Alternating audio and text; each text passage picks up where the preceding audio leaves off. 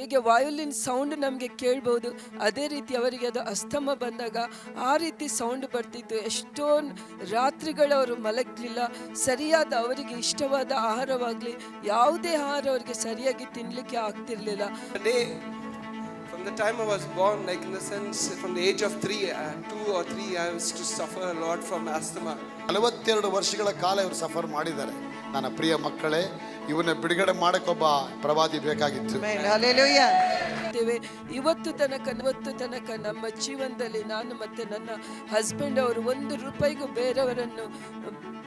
ಬೇರೆಯವರಿಗೆ ಕೇಳುವ ಥರ ದೇವರು ಮಾಡಿಲ್ಲ ಪ್ರಿಯರೇ. ಪ್ರತಿ ವಿಷಯದಲ್ಲೂ ದೇವರು ನಮಗೆ ಆಶೀರ್ವಾದ ಮಾಡಿದ್ದಾರೆ. ಇದಕ್ಕೆಲ್ಲ ಕಾರಣ ಈ ಗ್ರೇಸ್ ಮಿನಿಸ್ಟ್ರಿಯಲ್ಲಿ ದೇವರು ನಮಗೆ ಕೊಡುವ ಈ ಸೇವಕರ ವಾಕ್ಯ, ಸಿಸ್ಟರ್ ಬ್ರದರ್ ಆಂಡ್ರೂ ಮತ್ತು ಸಿಸ್ಟರ್ ಅನ್ನರವರ ಆ ಕೌನ್ಸಿಲಿಂಗ್ ನಮ್ಮನ್ನು ಮತ್ತು ನಿಮ್ಮೆಲ್ಲರೂ ಜನರು ನಮ್ಮನ್ನು ಪ್ರೀತಿಸುವ ಕಾರಣ ನಾವು ಇವತ್ತು ತನಕ ಹಿಂದೆ ತಿರುಗಿ ನೋಡಲಿಕ್ಕೆ ಅಗತ್ಯನೇ ಇರಲಿಲ್ಲ. ಸೊಲೊಮನ್ ರಾಜನು ಹೇಗೆ ಎಲ್ಲವನ್ನು 1,000 ಬಲಿಗಳನ್ನು ಹೇಗೆ ಅವರು ಅರ್ಪಿಸಿದರು, ಹಾಗಾದರೆ ನಾನು ಯಾಕೆ ಈ ಸುಗ್ಗಿಯ ಕಾಲದಲ್ಲಿ, ಈ ಸುಗ್ಗಿಯ ಹಬ್ಬದ ಸಮಯದಲ್ಲಿ ನಾನು ಯಾಕೆ ಆ ಸೊಲೊಮನ್ ಥರ 1,000 ತಟ್ಟೆಗಳಿಂದ ದೇವರಿಗೆ ಸನ್ಮಾನ ಮಾಡಬಹುದಲ್ಲ, ಯಾಕೆ ಮಾಡಬಾರದು ಎಂಬ ಒಂದು ವಿಚಾರ ನನ್ನ ಹೃದಯದಲ್ಲಿ ಮಾತನಾಡಿತು. ಏನೆಲ್ಲ ನಮಗೆ ದೇವರಿಗೋಸ್ಕರ ಮಾಡಲಿಕ್ಕಾಗುತ್ತದೆ ನಾವು ಅದನ್ನು ಮಾಡಬೇಕೆಂದು ಯೋಚಿಸಿಕೊಂಡು ಮೊದಲಿಗೆ ಈ 1000 ತಟ್ಟೆಗಳನ್ನು ದೇವರಿಗೆ ಕೊಟ್ಟು ಸನ್ಮಾನಿಸುವಂತ ಹೇಳುವಾಗ ಎಲ್ಲ ತಯಾರಿ ಮಾಡುವಾಗ ಆ ತಟ್ಟೆಗಳು ನಾವು ನೋಡುತ್ತೇವೆ 1,333 ಆಯಿತು.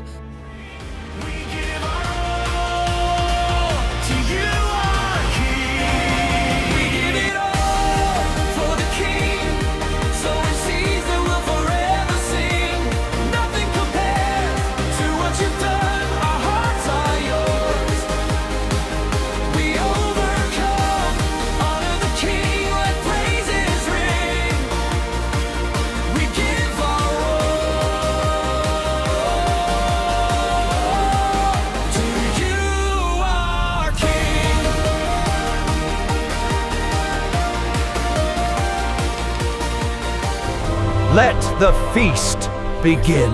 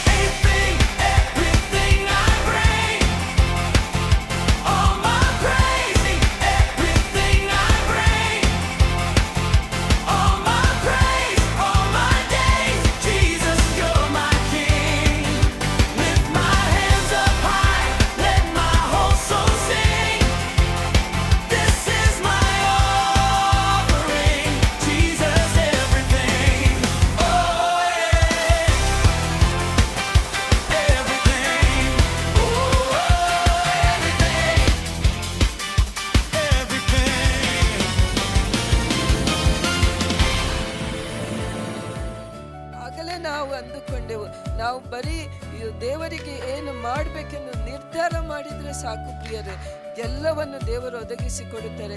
ಯಾಕೆಂದರೆ ಯಾವಾಗ ನಾವು ಹಣವನ್ನು ದೇವರ ಪಾದಕ್ಕಿಟ್ಟು ದೇವರನ್ನು ನಮ್ಮ ಹೃದಯದಲ್ಲಿ ಇಡ್ತೇವೋ ಖಂಡಿತವಾಗಿಯೂ ದೇವರು ನಮ್ಮನ್ನು ಸನ್ಮಾನಿಸುತ್ತಾರೆ. ನಾವು ನಮ್ಮ ಜೀವನದಲ್ಲಿ ಕೊರತೆಯನ್ನು ನೋಡಲೇ ಇಲ್ಲ. ನಾವು ಬಂದಾಗ, ನಾವು ಕೆಲಸ ಬಿಟ್ಟು ಬಂದಾಗ ನಮಗೆ ಅನೇಕರು ಹೇಳಿದರು, ನೀವು 3 ತಿಂಗಳಲ್ಲೇ ಹಿಂದೆ ಕೆಲಸ ಹುಡುಕಿ ಬರ್ತೀರಾ, ಯಾಕೆಂದರೆ ಸೇವೆ ಮಾಡೋದು ಅಷ್ಟು ಸುಲಭವಲ್ಲ. ನಮ್ಮ 2 ಕುಟುಂಬದವರು ಕೂಡ ತುಂಬ ದುಃಖಪಟ್ಟರು, ಇಷ್ಟು ಲಕ್ಷದ ಸಂಬಳ ಬಿಟ್ಟು ನೀವು ಯಾಕೆ ಬರ್ತೀರಾ, ನಿಮಗೆ ಕೆಲಸ ಮಾಡ್ಬೋದಲ್ಲ ಅಂತ ಅವ್ರು ಹೇಳಿದರು. ಆದರೆ ಸೇವಕರು ಹೇಳಿದ ಒಂದು ಮಾತು ಹೀಗಿತ್ತು, ಅರಮನೆಯಲ್ಲಿ ರಾಜ ಕರೆದಾಗ ನಿಮ್ಮನ್ನು ರಾಜ ಅರಮನೆಯಲ್ಲೇ ಇಡುತ್ತಾರೆ ಎಂದಾಗ ಆ ವಾಕ್ಯದ ಮೇಲೆ ನಾವು ನಂಬಿಕೊಂಡು ಬಂದೆವು. ಬ್ರದರ್ ಆಂಡ್ರೂನ್ ಯಾವಾಗ ನೋಡಿದ ಅವರಿಗೆ ಸಲ್ಯೂಟ್ ಹೊಡೆದು, ಯಾಕಂದರೆ ಅವರೊಂದು ಯಾವ ರೀತಿಯ ದೇವರ ಒಂದು ಸೋಲ್ಜರ್ ಥರ ಕೆಲಸ ಮಾಡ್ತಾರೆ. ಒಂದು ಕ್ಷಣನು ದಿನದಲ್ಲಿ ನಾನು ನೋಡುದು ಅವರು ಎಷ್ಟು ಗಂಟೆ ಕೂತ್ಕೊಳ್ತಾರೆ ಗೊತ್ತಿಲ್ಲ. ಅಪ್ಪ was telling, God did not equal himself with Satan, but he equaled himself with money. Hallelujah. There I understood the revelation. Yes, I said, I never heard this. I should read it, but I never took it into that depths. When I understood the depths of this word, I said, wow, this is true. This is true. Hallelujah. I need to bring this money into its place. I need to bring God in His place in my heart, in my life. And I got to enthrone Him in my heart. Come what may, even if I don't have, I know God will supply. Hallelujah. And the day when I started giving, money came like a river. Sure. Money came like a river. Hallelujah. Amen. I'm seeing God working so powerfully in this ministry. This ministry is not an ordinary ministry. I'm here. I've seen no lack. I have never seen fear in my life. I've seen the freedom and the joy of serving the Lord. Amen. Hallelujah. Because the living God is in this ministry. I'm humbled at what God is doing today. Even today, new revelations I'm receiving every day from my Appa. I love Him so much.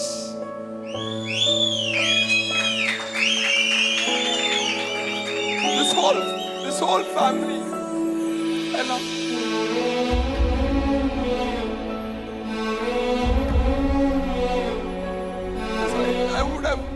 I had no guidance, I had no spiritual father. But today I have directions. I have hope because I know I'm in the safe hands of my God and with my Appa and Mama. It's a blessing for me. I've seen people come and go, but I know where I stand. I know where I'm standing.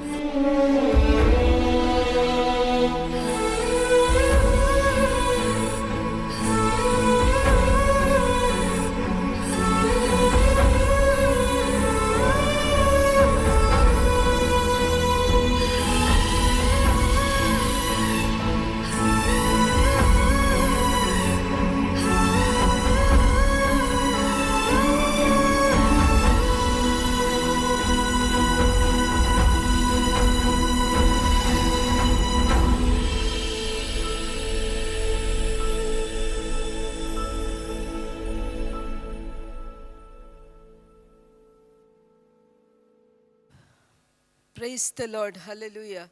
ಕ್ರಿಸ್ತನಲ್ಲಿ ನನ್ನ ಪ್ರಿಯ ಜನರೇ, ಈ grace ಮಿನಿಸ್ಟ್ರಿಯಲ್ಲಿ ನಾನು ಮತ್ತು ನನ್ನ ಕುಟುಂಬವು ಬಂದ ದಿನದಿಂದ ಅದ್ಭುತಗಳು ಅನೇಕ ಇವೆ.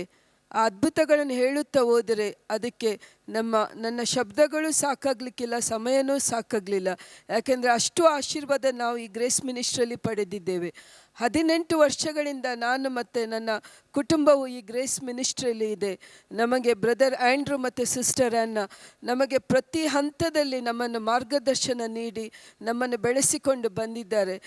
ಪ್ರತ್ಯೇಕವಾಗಿ ಸುಗ್ಗಿಯ ಹಬ್ಬ, ಹಾರ್ವೆಸ್ಟ್ ಫೆಸ್ಟಿವಲ್ ಸಮಯದಲ್ಲಿ ಈ ಸೀರೀಸಲ್ಲಿ ಈಗ ಮಾತನಾಡುತ್ತಿರುವಾಗ ಅವರು ಹಳೆ ಒಡಂಬಡಿಕೆಯಿಂದ ಅನೇಕ ಉದಾಹರಣೆಗಳನ್ನು ತಿಳಿಸ್ತಿದ್ದರು.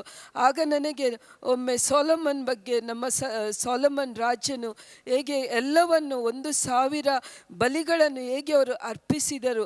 ಹಾಗಾದರೆ ನಾನು ಯಾಕೆ ಈ ಸುಗ್ಗಿಯ ಕಾಲದಲ್ಲಿ, ಈ ಸುಗ್ಗಿಯ ಹಬ್ಬದ ಸಮಯದಲ್ಲಿ ನಾನು ಯಾಕೆ ಆ ಸೊಲೊಮನ್ ಥರ 1,000 ತಟ್ಟೆಗಳಿಂದ ದೇವರಿಗೆ ಸನ್ಮಾನ ಮಾಡ್ಬೋದಲ್ಲ, ಯಾಕೆ ಮಾಡಬಾರದು ಎಂಬ ಒಂದು ವಿಚಾರ ನನ್ನ ಹೃದಯದಲ್ಲಿ ಮಾತನಾಡಿತು.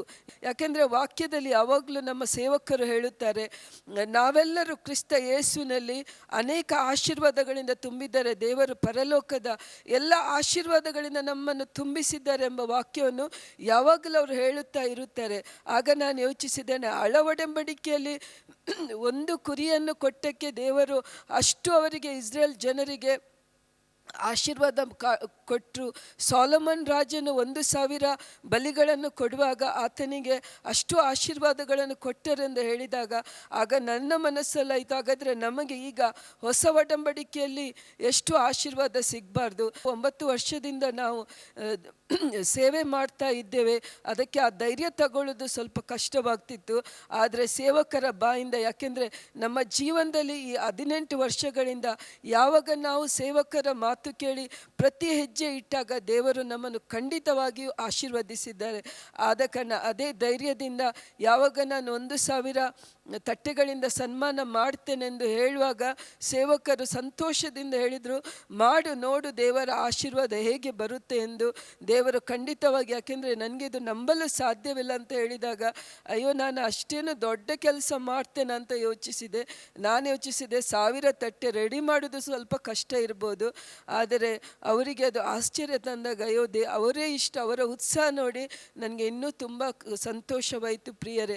ಅದಕ್ಕೆ ನಾನು ಧೈರ್ಯದಿಂದ ಇದನ್ನು ಮುಂದುವರಿಸಲು ಯೋಚಿಸಿ ಇವತ್ತು ಈ ದಿನದಲ್ಲಿ ಅದನ್ನು ಆ 1000 ತಟ್ಟೆಗಳನ್ನು ದೇವರಿಗೆ ಸಮರ್ಪಿಸುತ್ತಾ ಈ ಟೆಸ್ಟಿಮನಿಯನ್ನು ಎಲ್ರಿಗೂ ಕೊಡಬೇಕು. ಎಷ್ಟು ನನಗೆ ಮತ್ತು ನನ್ನ ಕುಟುಂಬಕ್ಕೆ ದೇವರು ಏನೆಲ್ಲ ಸಹಾಯ ಮಾಡಿದ್ದಾರೆ, ಏನೆಲ್ಲ ಆಶೀರ್ವಾದದ ಕೊಟ್ಟಿದ್ದಾರೆ ಎಂದು ಎಲ್ಲರಿಗೆ ತಿಳಿಸಬೇಕೆಂದು ನಾನು ಇವತ್ತು ಸಾಕ್ಷಿ, ನಾನು ಮತ್ತು ನನ್ನ ಹಸ್ಬೆಂಡ್ ಸಾಕ್ಷಿ ಹೇಳುವಂಥ ಇಲ್ಲಿ ಬಂದೆವು ಪ್ರಿಯರೇ. ಯಾಕೆಂದರೆ ನನ್ನ ಹಸ್ಬೆಂಡ್ ಅವರಿಗೆ 2 ವರ್ಷ ಆಗಿರುವಾಗಲೇ ಅವರು ತುಂಬ ಅಸ್ತಮದಿಂದ, ಆ ದಿವಸ ಬಂದ ಅಸ್ತಮದಿಂದ ಅವರಿಗೆ ತುಂಬ ಕಷ್ಟವಾಗುತ್ತಿತ್ತು.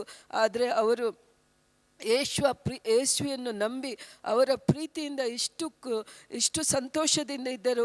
ಅವರು ಏನು ಕಷ್ಟಪಡ್ತಿದ್ರು, ಅವರು ಎಷ್ಟು ನರಳಾಟ ಇತ್ತು ಅದರಲ್ಲಿ. ಆದರೆ ಯಾಕೆಂದರೆ ಪ್ರತಿ ರಾತ್ರಿ ನಾವು ಹೇಗೆ ವಯೋಲಿನ್ ಸೌಂಡ್ ನಮಗೆ ಕೇಳ್ಬೋದು, ಅದೇ ರೀತಿ ಅವರಿಗೆ ಅದು ಅಸ್ತಮ ಬಂದಾಗ ಆ ರೀತಿ ಸೌಂಡ್ ಬರ್ತಿತ್ತು. ಎಷ್ಟೋ ರಾತ್ರಿಗಳವರು ಮಲಗಲಿಲ್ಲ. ಸರಿಯಾದ ಅವರಿಗೆ ಇಷ್ಟವಾದ ಆಹಾರವಾಗಲಿ ಯಾವುದೇ ಆಹಾರ ಅವರಿಗೆ ಸರಿಯಾಗಿ ತಿನ್ನಲಿಕ್ಕೆ ಆಗ್ತಿರಲಿಲ್ಲ. ಆದರೂ ಆ ಯೇಸು ಕ್ರಿಸ್ತನ ಪ್ರೀತಿಯನ್ನು ನೋಡಿದ ನಂತರ, ಯೇಸು ಕ್ರಿಸ್ತನನ್ನು ದೇವರೆಂದು ಅವರನ್ನು ಸ್ವೀಕರಿಸಿದ ನಂತರ ಅವರು ಹೇಳ್ತಾರೆ, ಆ ದಿನದಿಂದ ಏನು ಸಫರಿಂಗ್ ನನಗೆ ಏನೂ ಅಲ್ಲ, ಯಾಕೆಂದರೆ ಯೇಸು ಕ್ರಿಸ್ತರ ಇದರಿಂದ ನನಗೆ ಒಂದು ದಿನ ಸಂಪೂರ್ಣ ಬಿಡುಗಡೆ ಕೊಡುತ್ತಾರೆ ಎಂದು ನಂಬಿ ಆ ಸಂತೋಷದಿಂದ, ಆ ಸಮಾಧಾನದಿಂದ ಅವರು ಆ ಕೃಪೆಯಿಂದ ಎದುರು ಹೋಗ್ತಿದ್ರು. ಅದಕ್ಕೆ ನಾನು ನೋಡಿದೆ, ಅವರ ಕಷ್ಟ ನರಳಾಟ ಅಷ್ಟು ಇದ್ದರು. ಯಾವಾಗ ಅವರು ಸೇವೆಗೆ ಸಂಪೂರ್ಣವಾಗಿ, ಒಂದು ದಿವಸ ನಾವು ಕತ್ತರಲ್ಲಿ ಕೆಲಸ ಮಾಡ್ತಾ ಇದ್ದೆವು. ನಾವು 2007ರಲ್ಲಿ ನಮಗೆ ಸೇವಕರ ಪರಿಚಯ ಇತ್ತು. ನಮಗೆ ವಾಕ್ಯದಲ್ಲಿ ನಡೆಸ್ತಿದ್ರು, ನಾವು ಏಕೆ ಬೆಳೆಯಬೇಕು, ಹೇಗೆ ದೇವರಿಗೆ ನಮ್ಮ ಜೀವನವನ್ನು ಒಪ್ಪಿಸಬೇಕು, ಎಲ್ಲವನ್ನು ನಮಗೆ ಕಲಿಸಿಕೊಡ್ತಿದ್ರು. ಮತ್ತು ನಾವು ಸ್ವಲ್ಪ ಸಮಯದಲ್ಲಿ ನೋಡಿದ್ದೆವು, ನನ್ನ ಹಸ್ಬೆಂಡಿಗೆ ಹೆಲ್ತಲ್ಲೂ ತುಂಬ ಕಷ್ಟ ಆಗ್ತಿತ್ತು. ಮತ್ತು ಅವರಿಗೆ ಕೆಲಸವು ಅವರು ಬೆಳಿಗ್ಗೆ 7 ಗಂಟೆಗೆ ಹೋದರೆ ರಾತ್ರಿ 12 ಗಂಟೆಗೆ, 1 ಗಂಟೆಗೆ, ಕೆಲವೊಮ್ಮೆ ಮರುದಿವಸ 6 ಗಂಟೆಗೆ ಮನೆಗೆ ಬಂದದ್ದು ಇದೆ. ಆಗ ನಾನು ಯೋಚಿಸಿದೆ, ಆದರೆ ಆ ಸಮಯದಲ್ಲಿ ಕೂಡ ಅವರು ಯಾರಿಗೋಸ್ಕರ ಪ್ರಾರ್ಥನೆ ಮಾಡುತ್ತಾರೋ ಅವರಿಗೆ ದೇವರ ಆಶೀರ್ವಾದ ಸಿಗುತ್ತಿತ್ತು, ಬಿಡುಗಡೆ ಸಿಗುತ್ತಿತ್ತು. ಆಗ ನಾನು ಸೇವಕರ ಹತ್ರ ಹೇಳಿದೆ, ನಮ್ಮ ಹಸ್ಬೆಂಡ್ ಹೀಗೆ ಕಷ್ಟಪಡೋದಕ್ಕಿಂತ ನಾವು ದೇವರ ಚಿತ್ತ ಇದ್ರೆ ಸೇವೆ ಮಾಡ್ಬೋದಲ್ಲ ಅಂತ ನಾವು ಇಬ್ಬರು ಮಾತನಾಡುವಾಗ ಸೇವಕರು ಹೇಳಿದರು, ನಾನು ನೋಡ್ತಾ ಇದ್ದೇನೆ ಗಾರ್ಡನಲ್ಲಿ ಎಲ್ಲ ಫಲಗಳು ಬೆಳೆದು ನಿಂತಿವೆ, ಅದಕ್ಕಾಗಿ ನೀವು ಸೇವೆಗೆ ಬಂದರೆ ಕೂಡ ದೇವರು ನಿಮ್ಮನ್ನು ಸಾಕ್ತಾರೆ. ಅಥವಾ ಇನ್ನೂ ನೀವು ಸಿದ್ಧವಿಲ್ಲದಿದ್ದರೆ ದೇವರು ನಿಮಗೆ ಇದಕ್ಕಿಂತ ಉತ್ತಮ ಕೆಲಸನೂ ಕೊಡ್ತಾರೆ ಎಂಬ 2 ಆಪ್ಷನನ್ನು ಕೊಟ್ಟರು. ಆದರೆ ಇನ್ನೂ ನಾವು ಆ ಕೆಲಸಕ್ಕೆ ಸಮಯ ಕೊಡುವುದಕ್ಕಿಂತ ನಾವು ದೇವರ ಸೇವೆಗೆ, ಯಾಕೆಂದರೆ ಸೇವಕರು ಹೇಳಿದ ನಂತರ ಅವರ ಮಾತಿನ ಪ್ರಕಾರ ನಡೆದರೆ ಖಂಡಿತ ನಾವು ಕೆಳಗೆ ಬೀಳುವುದಿಲ್ಲ ಅಂತ ನಂಬಿಕೊಂಡು ನಾವು ಬಂದೆವು ಪ್ರಿಯರೇ. ಇವತ್ತಿಗೆ ಬಂದು ಆಲ್ಮೋಸ್ಟ್ 10 ವರ್ಷಗಳಾಗುತ್ತೇವೆ. ಇವತ್ತು ತನಕ ನಮಗೆ ಏನು ನಾವು ನಮ್ಮ ಜೀವನದಲ್ಲಿ ಕೊರತೆಯನ್ನು ನೋಡಲೇ ಇಲ್ಲ. ನಾವು ಬಂದಾಗ, ನಾವು ಕೆಲಸ ಬಿಟ್ಟು ಬಂದಾಗ ನಮಗೆ ಅನೇಕರು ಹೇಳಿದರು, ನೀವು 3 ತಿಂಗಳಲ್ಲೇ ಹಿಂದೆ ಕೆಲಸ ಹುಡುಕಿ ಬರ್ತೀರಾ, ಯಾಕೆಂದರೆ ಸೇವೆ ಮಾಡೋದು ಅಷ್ಟು ಸುಲಭವಲ್ಲ. ನಮ್ಮ ಇಬ್ಬರು ಕುಟುಂಬದವರು ಕೂಡ ತುಂಬ ದುಃಖಪಟ್ಟರು, ಇಷ್ಟು ಲಕ್ಷದ ಸಂಬಳ ಬಿಟ್ಟು ನೀವು ಯಾಕೆ ಬರ್ತೀರಾ, ನಿಮಗೆ ಕೆಲಸ ಮಾಡ್ಬೋದಲ್ಲ ಅಂತ ಅವರು ಹೇಳಿದರು. ಆದರೆ ಸೇವಕರು ಹೇಳಿದ ಒಂದು ಮಾತು ಹೀಗಿತ್ತು, ಅರಮನೆಯಲ್ಲಿ ರಾಜ ಕರೆದಾಗ ನಿಮ್ಮನ್ನು ರಾಜ ಅರಮನೆಯಲ್ಲೇ ಇಡುತ್ತಾರೆ ಎಂದಾಗ ಆ ವಾಕ್ಯದ ಮೇಲೆ ನಾವು ನಂಬಿಕೊಂಡು ಬಂದೆವು. ಇವತ್ತು ತನಕ ನಮ್ಮ ಜೀವನದಲ್ಲಿ ನಾನು ಮತ್ತು ನನ್ನ ಹಸ್ಬೆಂಡ್ ಅವರು 1 ರೂಪಾಯಿಗೂ ಬೇರೆಯವರಿಗೆ ಕೇಳುವ ಥರ ದೇವರು ಮಾಡಿಲ್ಲ ಪ್ರಿಯರೇ. ಪ್ರತಿ ವಿಷಯದಲ್ಲೂ ದೇವರು ನಮಗೆ ಆಶೀರ್ವಾದ ಮಾಡಿದ್ದಾರೆ. ಇದಕ್ಕೆಲ್ಲ ಕಾರಣ ಈ ಗ್ರೇಸ್ ಮಿನಿಸ್ಟ್ರಿಯಲ್ಲಿ ದೇವರು ನಮಗೆ ಕೊಡುವ ಈ ಸೇವಕರ ವಾಕ್ಯ, ಬ್ರದರ್ ಆಂಡ್ರೂ ಮತ್ತು ಸಿಸ್ಟರ್ ಅನ್ನರವರ ಆ ಕೌನ್ಸಿಲಿಂಗ್ ನಮ್ಮನ್ನು ಮತ್ತು ನಿಮ್ಮೆಲ್ಲರೂ ಜನರು ನಮ್ಮನ್ನು ಪ್ರೀತಿಸುವ ಕಾರಣ ನಾವು ಇವತ್ತು ತನಕ ಹಿಂದೆ ತಿರುಗಿ ನೋಡಲಿಕ್ಕೆ ಅಗತ್ಯನೇ ಇರಲಿಲ್ಲ. ನಮ್ಮ ಸೇವಕರನ್ನು ನೋಡುತ್ತೇನೆ, ಅವರಿಗೆ ಎಷ್ಟು ಧೈರ್ಯ. ದೇವರನ್ನು ನಾವು ಸನ್ಮಾನಿಸಬೇಕು, ಹಣವನ್ನು ನಾವು ಉಪಯೋಗಿಸಬೇಕು. ಯಾವಾಗ ನಾವು ಒಡಂಬಡಿಕೆಗೆ ಬರುತ್ತೇವೆ, ಅದರಿಂದ ನಮ್ಮ ಜೀವನದಲ್ಲಿ ಐಶ್ವರ್ಯ ಬರುತ್ತದೆ ಎಂದು ಅವರು ಪ್ರತಿ ವಾರ ಒಂದೊಂದು ರೀತಿಯ ರೆವಲ್ಯೂಷನ್ ಮೂಲಕ ನಮಗೆ ತಿಳಿಸುವಾಗ, ಯಾಕೆಂದ್ರೆ ದೇವರ ವಾಕ್ಯ ಹೇಳುತ್ತದೆ ಹಣವನ್ನು ದೇವರನ್ನು ಸೇವಿಸಲು ಸಾಧ್ಯವಿಲ್ಲ ಅಂತ ಹೇಳಿದಾಗ ಆ ವಾಕ್ಯವು ಅವರಿಗೂ ನನಗೂ ತುಂಬ ಟಚ್ ಆಯಿತು ಪ್ರಿಯರೇ. ಯಾಕೆಂದ್ರೆ ದೇವರಿಗೆ ಹೇಳ್ಬೋದು, ಯಾಕೆಂದ್ರೆ ನಾವು ಸೈತಾನನಿಗೆ ಭಯ ಪಡ್ತೇವೆ, ಹಣಕ್ಕೆ ನಾವು ಭಯ ಪಡಲ್ಲ, ಹಣಕ್ಕೆ ಆಸೆ ಮಾತ್ರ ಪಡ್ತೇವೆ. ಮಾತ್ರ ನಾವು ನೋಡ್ತೇವೆ ದೇವರು ಸೈತಾನನನ್ನು ಅವರಿಗೆ ಸಮಾನ ಮಾಡಲಿಲ್ಲ, ಬದಲಿಗೆ ದೇವರನ್ನು ಹಣವನ್ನು ಸೇವಿಸಬಾರದು ಎಂದಾಗ ಆಗ ನಮಗೆ ತಿಳಿಯಿತು, ಹಾಗಾದ್ರೆ ನಾವು ಹಣಕ್ಕೆ ಇಂಪಾರ್ಟೆನ್ಸ್ ಕೊಡುವುದಕ್ಕಿಂತ ದೇವರನ್ನು ನಮ್ಮ ಹೃದಯದಲ್ಲಿ ಯಜಮಾನನಾಗಿ ಸ್ವೀಕರಿಸಿದ್ರೆ ಹಣವು ನಮ್ಮನ್ನು ಹುಡುಕಿ ಬರುತ್ತದೆ. ಇದನ್ನೇ ದೇವರು ಬ್ರದರ್ ಆಂಡ್ರೂ ಅವರು ನಮ್ಮ ಸೇವಕರು ಯಾವಾಗಲೂ ಅದೇ ಟೀಚಿಂಗ್ ಮಾಡ್ತಾ ಇದ್ದಾರೆ. ಪ್ರತ್ಯೇಕವಾಗಿ 21 ವಾಕ್ಯದಲ್ಲಿ ನಾವು ನೋಡಿದೆವು, ಯಾವಾಗ ನಾವು ಅದನ್ನೇ ಮಾಡಲಿಕ್ಕೆ ಶುರು ಮಾಡಿದೆವು ಆ ದಿವಸದಿಂದ ನಮ್ಮ ಮನೆಯಲ್ಲಿ ಕಬಟಲ್ಲಿ ಹಣ ಕಮ್ಮಿ ಆಗೋದು. ಯಾವಾಗಲೂ ನನಗೆ ಹಣವನ್ನು ಇಡುವ ಅಭ್ಯಾಸ ಇಲ್ಲ, ಯಾಕೆಂದರೆ ಅದು ಏನೋ ಎಷ್ಟು ಬೇಕೋ ಅಷ್ಟೇ ಹಣ ನಮ್ಮ ಕೈಯಲ್ಲಿ ಬರ್ತಿತ್ತು ಪ್ರಿಯರೇ. ಈವನ್ ಇದು 1000 ತಟ್ಟೆಗಳು ಮಾಡುವಾಗ ನಮ್ಮ ಕೈಯಲ್ಲಿ ಹಣ ಇರಲಿಲ್ಲ, ಆದರೂ ಯಾವಾಗ ಅದು ನನ್ನ ನಮ್ಮ ಆತ್ಮದಲ್ಲಿ ಮಾತನಾಡಿತು. ನಾನು ಯೋಚಿಸಿದೆ, ಈ ಸುಗ್ಗಿಯ ಸಮಯದಲ್ಲಿ ಅಂದರೆ ಯಾವಾಗ ದೇವರ ವಾಕ್ಯ ದೇವರು ಹೇಳ್ತಾ ಇದ್ದಾರೆ ಆಗ ಅದು ಫಲವತ್ತಾದ ಈ ಭೂಮಿಯಲ್ಲಿ ನಾವು ಬೀಜ ಹಾಕಿದರೆ ಅದು ಖಂಡಿತವಾಗಿ ನಾವು ಅದರ ಫಲ ಹೊಂದಿಕೊಳ್ಳುತ್ತೇವೆ ಎಂದು ನಂಬಿಕೊಂಡು ನಾವು ಯೋಚಿಸಿದೆವು. ದೇವರು ನಾವು ಯಾವಾಗ ಅದನ್ನು ಮಾಡಲು ಸಿದ್ಧ ಮಾಡುತ್ತೇವೆ ಆಗ ದೇವರು ಅದಕ್ಕೆ ದಾರಿ ಮಾಡಿಯೇ ಮಾಡುತ್ತಾರೆ ಎಂಬ ನಂಬಿಕೆಯಿಂದ ನಾವದನ್ನು ಇವತ್ತಿನ ದಿವಸದಲ್ಲಿ ಮಾಡಲು ಆಸೆ ಪಟ್ಟೆವು ಪ್ರಿಯರೇ. ಅದಕ್ಕಾಗಿ ಎಲ್ಲ ರೀತಿಯಲ್ಲಿ ಯಾವಾಗ ನಾನು ಡಿಸೈಡ್ ಮಾಡಿದೆವು ಆ ದಿವಸ ಮನೆಗೆ ಹೋದ ನೆಕ್ಸ್ಟ್ ದಿನವೇ ನಮ್ಮ ಅಕೌಂಟಿಗೆ ಹಣ ಬರಲು ಶುರುವಾಯಿತು ಪ್ರಿಯರೇ. ಅದಕ್ಕಾಗಿ ದೇವರು ನಮಗೆ ಬೇಕಾದ ಎಲ್ಲ ಲಕ್ಷ ಹಣವನ್ನು ದೇವರು ನಮಗೆ ಒದಗಿಸಿಕೊಟ್ಟರು. ಆಗ ನನಗೆ ಗೊತ್ತಾಯಿತು, ನಾವು ಯಾವಾಗ ಹಣವನ್ನು ದೇವರ ಪಾದಕ್ಕೆ ತಂದು ಇಡುತ್ತೇವೆ ಖಂಡಿತವಾಗಿಯೂ ದೇವರು ನಮ್ಮನ್ನು ಪ್ರತಿ ಕೊರತೆಯಿಂದ ನೀಗಿಸುತ್ತಾರೆ. ನಾನು ಮತ್ತು ನನ್ನ ಹಸ್ಬೆಂಡ್ ಇಷ್ಟು ವರ್ಷಗಳಿಂದ ದೇವರಲ್ಲಿದ್ದು ಮಾಡುವುದದು ಏನೂ ಅಲ್ಲ ಪ್ರಿಯರೇ. ಅದಕ್ಕೆ ಇದಕ್ಕೆಲ್ಲ ಕಾರಣ ನಮ್ಮ ಸೇವಕರು ಕೊಟ್ಟ ಈ ವಾಕ್ಯದ ಬಲವಾಗಿದೆ. ಈ ದೇವರ ವಾಕ್ಯವು ಆ ಹಣಕ್ಕಿಂತ ಎಷ್ಟು ಬಲವಾಗಿದೆ ಎಂದು ನಮಗೆ ಗೊತ್ತಾಯಿತು ಪ್ರಿಯರೇ. ಅದಕ್ಕಾಗಿ ದೇವರು ನಮಗೆ ಇವತ್ತು ಈ ಸನ್ಮಾನ ಮಾಡಲು ಕೊಟ್ಟ ಈ ಅವಕಾಶಕ್ಕಾಗಿ ನಾವು ದೇವರಿಗೆ ಚಿರಋಣಿಯಾಗಿದ್ದೇವೆ. ಅಷ್ಟೇ ಅಲ್ಲ, ನಮ್ಮ ಸೇವಕರಿಗೂ ಬ್ರದರ್ ಆಂಡ್ರೂ ಅವರ ಸಿಸ್ಟರ್ ಅನ್ನರವರಿಗೂ ನಾವು ಖಂಡಿತವಾಗಿಯೂ ನಾವು ಥ್ಯಾಂಕ್ಸ್ ಹೇಳಬೇಕು. ಯಾಕೆಂದರೆ ಅವರು ನಮಗೆ ಇದೆಲ್ಲ ಮಾಡಲು ಉತ್ತೇಜನ ಕೊಟ್ಟರು. ಶನಿವಾರದಿಂದ ಸೋಮವಾರ ತನಕ 2000 ಜನಗಳಿಗೆ ಎಲ್ಲವನ್ನು ನೋಡಿಕೊಂಡು ಅವರಿಗೆ ಕೌನ್ಸಿಲಿಂಗ್ ಮಾಡಿ ವಾಕ್ಯ ಕೊಟ್ಟು ಅವರಿಗೆ ಊಟ ಕೊಟ್ಟು ಅವರಿಗೆ ಅವರ ಅಗತ್ಯಗಳಿಗೆ ಬೇಕಾದ ಎಲ್ಲವನ್ನು ಕೊಟ್ಟು ಸಂತೋಷದಿಂದ ಹಿಂದೆ ಕಳಿಸುವುದನ್ನು ನೋಡಿ ಅಯ್ಯೋ ಅವರೇ ಅಷ್ಟ ಸೇವೆ ಮಾಡುವಾಗ ನಾವ್ಯಾಕೆ ಅವರನ್ನು ನೋಡಿ ಅದನ್ನು ಕಲಿಯಬಾರ್ದು. ಅದಕ್ಕಾಗಿ ನಾನು ಯೋಚಿಸಿದೆ, ಏನೆಲ್ಲ ನಮಗೆ ದೇವರಿಗೋಸ್ಕರ ಮಾಡಲಿಕ್ಕಾಗ್ತದೆ ನಾವು ಅದನ್ನು ಮಾಡಬೇಕೆಂದು ಯೋಚಿಸಿಕೊಂಡು ಮೊದಲಿಗೆ ಈ 1000 ತಟ್ಟೆಗಳನ್ನು ದೇವರಿಗೆ ಕೊಟ್ಟು ಸನ್ಮಾನಿಸುವಂತ ಹೇಳುವಾಗ ಎಲ್ಲ ತಯಾರಿ ಮಾಡುವಾಗ ಆ ತಟ್ಟೆಗಳು ನಾವು ನೋಡುತ್ತೇವೆ 1333 ಆಯಿತು. ಆಗಲೇ ನಾವು ಅಂದುಕೊಂಡೆವು, ನಾವು ಬರೀ ದೇವರಿಗೆ ಏನು ಮಾಡಬೇಕೆಂದು ನಿರ್ಧಾರ ಮಾಡಿದರೆ ಸಾಕು ಪ್ರಿಯರೇ, ಎಲ್ಲವನ್ನು ದೇವರು ಒದಗಿಸಿಕೊಡುತ್ತಾರೆ. ಯಾಕೆಂದರೆ ಯಾವಾಗ ನಾವು ಹಣವನ್ನು ದೇವರ ಪಾದಕ್ಕಿಟ್ಟು ದೇವರನ್ನು ನಮ್ಮ ಹೃದಯದಲ್ಲಿ ಇಡ್ತೇವೋ ಖಂಡಿತವಾಗಿಯೂ ದೇವರು ನಮ್ಮನ್ನು ಸನ್ಮಾನಿಸುತ್ತಾರೆ. ಅದಕ್ಕಾಗಿ ಈ ಗ್ರೇಸ್ ಮಿನಿಸ್ಟ್ರಿಯಲ್ಲಿ ಬಂದ ಪ್ರತಿಯೊಬ್ಬರು ಪ್ರತಿಯೊಂದು ರೀತಿಯ ಆಶೀರ್ವಾದವನ್ನು ನೋಡುತ್ತಾರೆ. ಅದಕ್ಕಾಗಿ ನಾನು ನಮ್ಮ ಸೇವಕರಾದ ಬ್ರದರ್ ಆಂಡ್ರೂ ಅವರಿಗೆ ಸಿಸ್ಟರ್ ಅನ್ನರವರಿಗೆ ಖಂಡಿತವಾಗಿಯೂ ನಾನು ಬ್ರದರ್ ಆಂಡ್ರನ್ನ ಯಾವಾಗ ನೋಡಿದ ಅವರಿಗೆ ಸಲ್ಯೂಟ್ ಹೊಡೆದು. ಯಾಕಂದರೆ ಅವರೊಂದು ಯಾವ ರೀತಿಯ ದೇವರ ಒಂದು ಸೋಲ್ಜರ್ ಥರ ಕೆಲಸ ಮಾಡ್ತಾರೆ. ಒಂದು ಕ್ಷಣನೂ ದಿನದಲ್ಲಿ ನಾನು ನೋಡೋದು ಅವರು ಎಷ್ಟು ಗಂಟೆ ಕೂತ್ಕೊಳ್ತಾರೆ ಗೊತ್ತಿಲ್ಲ. ಯಾಕಂದರೆ ಯಾವಾಗಲೂ ಮೇಲೆ ಕೆಳಗೆ ಓಡ್ತಾ ಇದ್ದಾರೆ. ಅವರಿಗೆ ಅವರ ಏಜು ಇಷ್ಟಂತ ಅವರಿಗೆ ಆಲ್ಮೋಸ್ಟ್ ನನಗೆ 60 ತನಕ ಆಗ್ಬೋದು, ಆದರೆ ಅವರು ಇನ್ನೂ 16ರ ಯುವಕತನಕ್ಕೆ ಕೆಲಸ ಮಾಡ್ತಿದ್ದಾರೆ. ಅಂಥ ಸೇವಕರು ನಮ್ಮ ಜೊತೆ ಇರುವಾಗ ನಾವು ಯಾಕೆ ಭಯ ಪಡಬೇಕು? ಅವರು ಮಾಡುವ ಪ್ರತಿಯೊಂದು ಹೆಜ್ಜೆಗಳ ಹಿಂದೆ ನಾವು ನಡೆದರೆ ಖಂಡಿತವಾಗಿಯೂ ಅವರು ಮಾಡಿದಷ್ಟು ಸೇವೆ ಆಗದಿದ್ರು ಸ್ವಲ್ಪ ಆದರೂ ನಾವು ಮಾಡಬಹುದೆಂಬ ಧೈರ್ಯ ನಮ್ಮಲ್ಲಿ ಬರುತ್ತದೆ ಪ್ರಿಯರೇ. ಅದಕ್ಕಾಗಿ ನಾನು ಬ್ರದರ್ ಆಂಡ್ರೂರವರಿಗೆ ಹಾಗೂ ಸಿಸ್ಟರ್ ಅನ್ನನವರಿಗೆ ಮತ್ತು ನಿಮ್ಗೆಲ್ಲರಿಗೂ, ನೀವೆಲ್ಲರೂ ನಿಮ್ಮ ಪ್ರೀತಿಯನ್ನು ನಮಗೆ ತೋರಿಸ್ತೀರಾ. ಅವತ್ತು ಬಿಟ್ಟು ಹೋದ ವೀಸಿಂಗ್ ಪ್ರಾಬ್ಲಮ್ಮು ಇವತ್ತವರೆಗೆ ಮತ್ತೆ ಬರಲಿಲ್ಲ. 42 ವರ್ಷಗಳ ಕಾಲ ಇವರು ಸಫರ್ ಮಾಡಿದ್ದಾರೆ. ನನ್ನ ಪ್ರಿಯ ಮಕ್ಕಳೇ, ಇವನ್ನ ಬಿಡುಗಡೆ ಮಾಡಕ್ಕೊಬ್ಬ ಪ್ರವಾದಿ ಬೇಕಾಗಿತ್ತು. ದೇವರಿಗೆ ಸ್ತೋತ್ರ. ಇವರು ಆಲ್ರೆಡಿ ಚರ್ಚ್ಗೆ ಹೋಗ್ತಾ ಇದ್ರು ದುಬೈಯಲ್ಲಿ. ಅಲ್ಲಿ ಯಾರೋ ಸುವಾರ್ತೆ ಸಾರಿ ಚರ್ಚ್ಗೆ ಹೋಗ್ತಾ ಇದ್ರು. ಮಂಗಳೂರಲ್ಲಿ ಯಾರೋ ಒಂದು ಬ್ರದರ್ ಹತ್ರ ಹೋಗಿದ್ರು. ಆ ಬ್ರದರ್ ಹೇಳದಂತೆ, ನಾನೀಗ ಒಂದು ಬ್ರದರ್ ತೋರಿಸ್ತೀನಿ, ಒಬ್ಬರನ್ನ ತೋರಿಸ್ತೀನಿ, ಆದ್ರೆ ನೀ ನನ್ನ ಮರ್ತು ಬಿಡ್ತೀಯ ಅಂದ್ರಂತೆ ಅವರು ಪ್ರೇಯರ್ ಬ್ರದರೇ. ಏನ್ ಹೇಳಿದ್ರು ಸಿಸ್ಟರ್? ಅವ್ರೇನು ಹೇಳಿದ್ರು?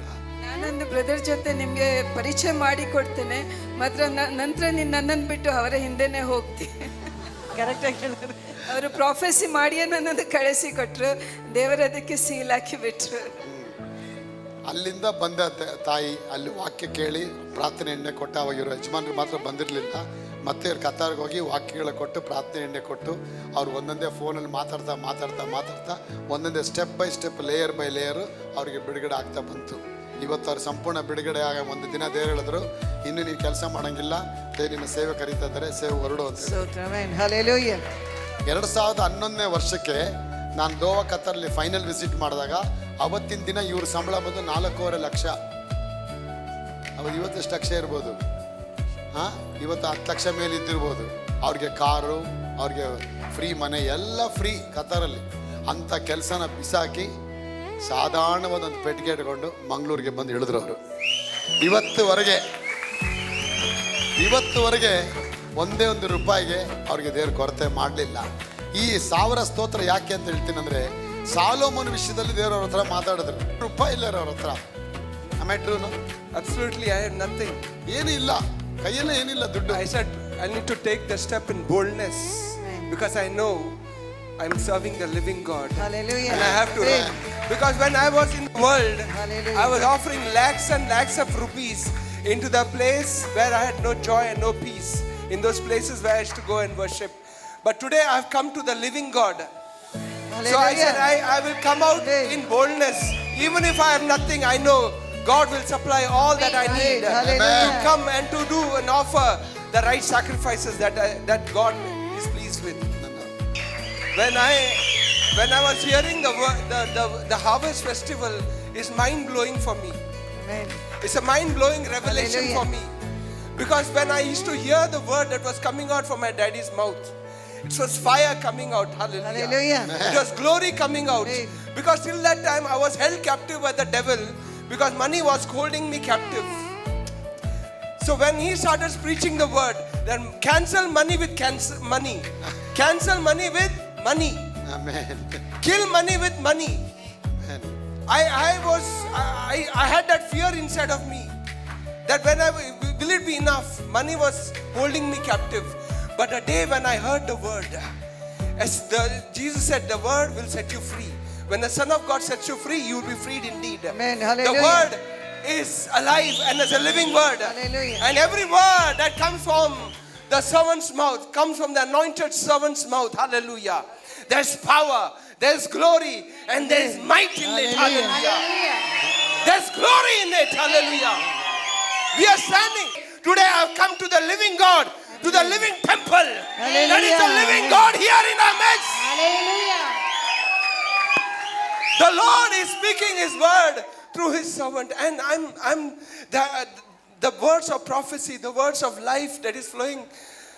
I'm trembling when I come here.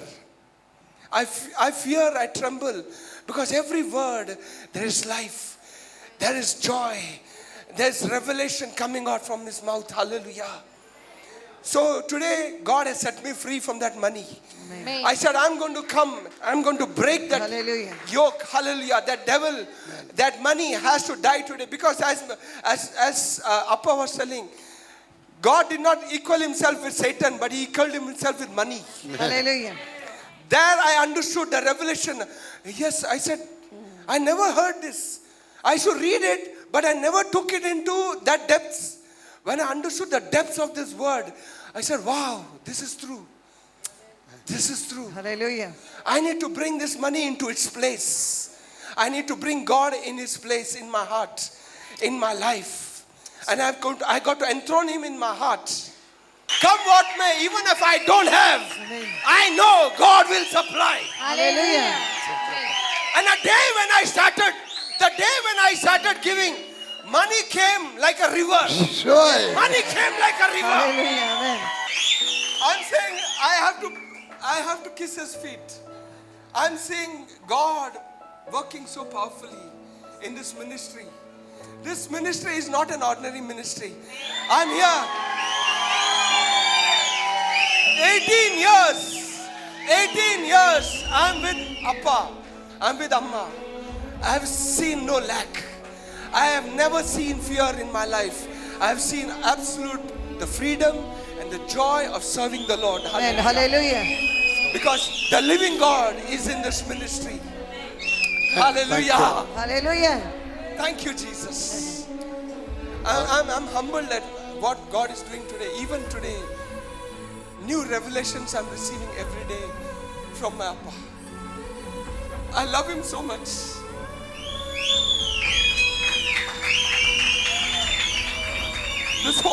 This whole family, I love.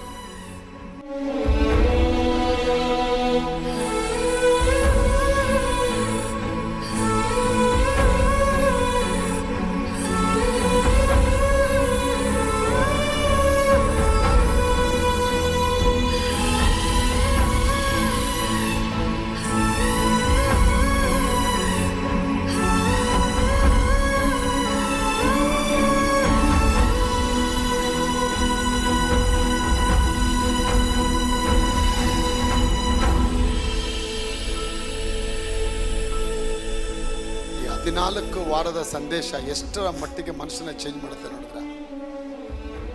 ಇಲ್ಲಿ ಚೇಂಜ್ ಆಗ್ಬೇಕಿಲ್ಲಿ, ಇಲ್ಲೊಂದು ಸ್ಟೆಪ್ಪಿಂಗ್ ಆಗಬೇಕು, ಟರ್ನ್ ಓವರ್ ಆಗ್ಬೇಕಿಲ್ಲಿ.